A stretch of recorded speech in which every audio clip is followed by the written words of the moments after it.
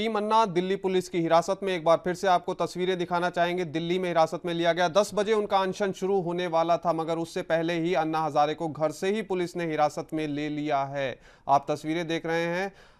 अन्ना हजारे के समर्थक किस प्रकार से पुलिस को रोकने की कोशिश कर रहे हैं। अन्ना हजारे को सुबह उनके मयूर विहार में, जहां पर वे ठहरे थे, घर से ही हिरासत में ले लिया। किरण बेदी को राजघाट से हिरासत में ले लिया गया। मनीष सिसोदिया, अरविंद केजरीवाल, पूरी की पूरी टीम अन्ना पुलिस की हिरासत में। उसके बाद समर्थकों ने दिल्ली पुलिस को रोकने की कोशिश की। दिल्ली पुलिस ने समर्थकों को भी हिरासत में ले लिया।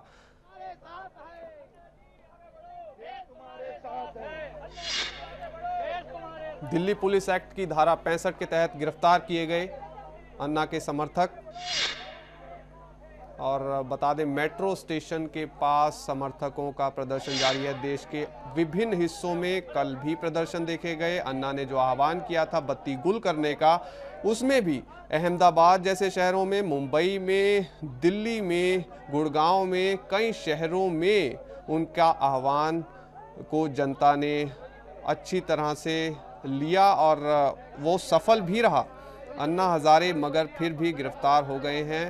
हालांकि बाबा रामदेव, और इसकी यदि तुलना की जाए उनके अनशन की, तो बाबा रामदेव के अनशन में जो सरकार और बाबा रामदेव के बीच में जो गर्मा गर्म वाक युद्ध हुआ था, उसके बाद उन पर कार्रवाई की गई थी। अब यहां पर सवाल ये खड़ा हो रहा है कि क्या अन्ना की 2 प्रेस कॉन्फ्रेंस जो उन्होंने कल शाम को की और परसों की, उनके कारण, उनके सख्त तेवरों के कारण उन्हें गिरफ्तार किया गया है, या फिर इसका ये इंटेंशन दिल्ली पुलिस की पहले से ही थी कि किसी भी प्रकार का अनशन यहां पर करने नहीं दिया जाएगा। जबकि कुछ दिन पहले जंतर मंतर पर एक और अनशन हुआ है और आमतौर पर जंतर मंतर पर अनशन होते रहते हैं, पहले से ही अनशन होते आए हैं। मगर अन्ना टीम ये पूछ रही कि क्यों उन्हें अनशन की जंतर मंतर पर इजाजत नहीं दी गई। यदि दिल्ली पुलिस ने जेपी पार्क को चुना तो वहां पर भी अचानक उनको इजाजत देने से इनकार दिल्ली पुलिस ने क्यों कर दिया? क्या उनके पास राइट टू प्रोटेस्ट नहीं है? क्या उनके पास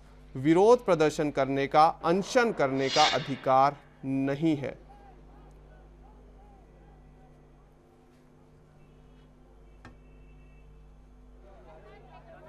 एक बार फिर से मेरे सहयोगी लगातार बने हुए हैं। रशपाल, कल बाबा रामदेव ने बयान दिया था कि अभी तो ये अंगड़ाई है, आगे और लड़ाई है।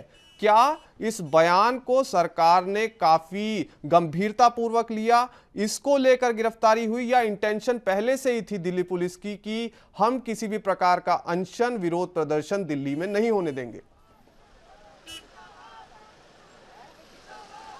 जी गुरमीत, मैं ये बताना चाहूँगा कि ये कहीं ना कहीं पहले ही प्री डिसाइडेड था कि क्या एक्शन ली जाएगी अगर प्रोटेस्टर्स बढ़ते हैं यहाँ पर, तो दिल्ली की कार्रवाई, दिल्ली पुलिस की कार्रवाई किस तरीके से होगी। यहाँ पर मैं बताना चाहूँगा कि अभी भी ये देखिए, लोग जो यहाँ पर जितने भी आ रहे हैं अन्ना के समर्थन में, उनको अरेस्ट किया जा रहा है। और लोग जो हैं वो लगातार आ रहे हैं, उनका सुबह से यहाँ आना शुरू है। देखिए, ज़्यादातर जो अभी आ रहे हैं वो स्टूडेंट हैं, स्कूल स्टूडेंट हैं, कॉलेज स्टूडेंट हैं। पहले जो आ रहे थे वो बुजुर्ग लोग थे। अब जिस तरीके से इनके युवाओं की संख्या बढ़ रही है, उसी तरह से वैसे वैसे दिल्ली पुलिस की चिंता भी बढ़ती जा रही है, क्योंकि युवा वर्ग एक ऐसा वर्ग है जो वॉलेटाइल हो जाता है, जो कभी भी कुछ भी कर सकता है। इसलिए कहीं ना कहीं दिल्ली पुलिस जो है वो युवाओं को यहाँ इकट्ठा नहीं होने दे रही। मेरे साथ अभी एक अन्ना के समर्थक मौजूद हैं जो अभी यहाँ पहुँचे हुए हैं, उनसे बात करना चाहूँगा। आपको यहाँ आने में कोई प्रॉब्लम तो नहीं हुई? नहीं जी, प्रॉब्लम नहीं हुई ऐसा, मगर मैंने देखा कि इतनी ज़्यादा पुलिस, कम से कम 40-50 हज़ार पुलिस वो जो इन्होंने डिप्लॉय कर रखी है ये रामलीला मैदान से और इस जगह तक, इस स्थान तक। और आपको क्या लगता था कि आज आप प्रोटेस्ट कर पाएंगे या फिर कुछ अलाउ करेंगे? सवाल ये है कि हमने ये आने से पहले ये सोचा था हम जहाँ तक भी जा सकेंगे वो जाएंगे।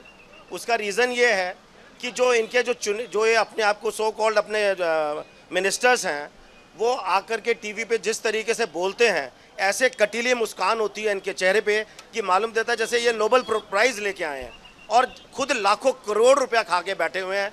और एक कॉल गर्ल जो 1000-2000 रुपए के लिए अपना शरीर बेचती है, वो मुंह ढक के टीवी के सामने आती है। और ये जो अपनी आत्मा तक बेच चुके, ये नंगे मुंह टीवी को फेस करते हैं और बेशर्मों की तरह यही चिल्लाते रहते हैं। हमने रशपाल मैं चाहूंगा कि आप अन्ना के इन समर्थक से ये भी पूछें कि मनीष तिवारी कांग्रेस के प्रवक्ता हैं, अन्ना हजारे पर उन्होंने खुलेआम प्रेस वार्ता में भ्रष्टाचारी होने का आरोप लगाया। ऐसा उन्होंने कहा कि पीवी सामंत 2005 में जो रिपोर्ट आई थी उसमें अन्ना को भ्रष्टाचारी बताया गया था, उनके जो संगठन है, उनकी जो ट्रस्ट है उसमें भ्रष्टाचार के आरोप लगाए गए थे और वो प्रूव भी हुए थे। इनसे पूछिए आप उनके बारे में।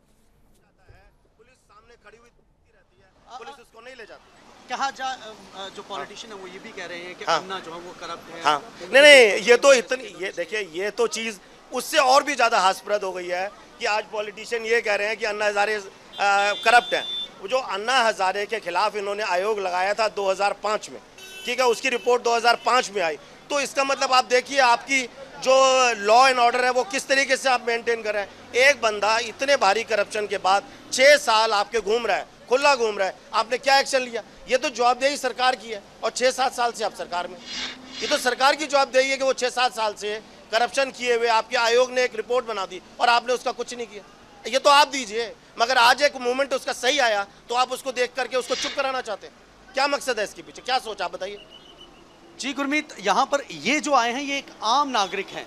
आम नागरिक होने के बावजूद वो इतने इन्फॉर्म हैं और इसी तरीके से जो यहाँ लोग आ रहे हैं उनमें ज़्यादातर जो लोग आ रहे हैं वो अवेयर्ड हैं, उनको जो करंट सिचुएशन है उसको पता है और अनपढ़ लोग नहीं हैं, पढ़े लिखे लोग हैं, अन्ना से कन्विंस हैं, तभी वो अन्ना के साथ जुड़ रहे हैं। इस तरीके की जो आंदोलन है, इस तरीके से जो लोग उनके साथ जुड़ रहे हैं, कहीं ना कहीं एक चिंता का विषय बना हुआ था गवर्नमेंट के लिए और इसी वजह से उन्होंने ये स्टेप लिया। पुलिस ने जो भी जिस तरीके से भी वो इस आंदोलन को रोक सकते हैं, एक आखिरी सवाल मैं आपसे पूछना चाहूंगा। कल अन्ना हजारे ने यह भी कहा कि मजबूत लोकपाल आकर रहेगा, चाहे उन्हें आखिरी दम तक लड़ना पड़े उसके लिए जान तक देनी पड़े। इन शब्दों को कैसे लिया जाए? आम समर्थक, एक आम आदमी अन्ना हजारे की स्टेटमेंट को, इस बयान को कैसे ले रहा है?